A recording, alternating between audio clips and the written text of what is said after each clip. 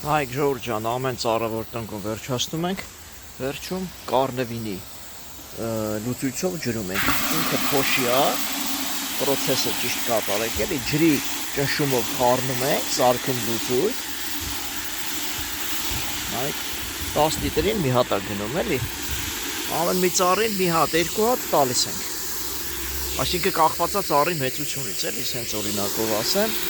այսինքն կարնևինը ես իմ նյութերում էլի եմ ասել, բայց ամեն մարդ ոնց որ նոր մարդիկ են նայում բան, դրա համար կրկնում եմ, կարնևինը շատ կարևոր բան է ծառի արմատային համակարգը ամրապնդելու համար։ Թթանիչ է ինքը հանդիսանում, որով դու օգնում ես ծառին, որ ինքը լավ կպնի, լավ հաստատվի, աշխույժ աճի բան դառնա։ Всё, նա ծառի տակ լցրա։ Հայք Ժորժ ջան, այս սպիտակ ոնց որ փրփրա ջուրը լինի, հենց արա բոլոր կողմերով լցվի։ Տես։